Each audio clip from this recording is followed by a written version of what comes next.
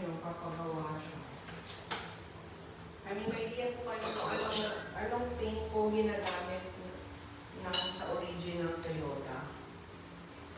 Sa original Toyota ginagamit K92.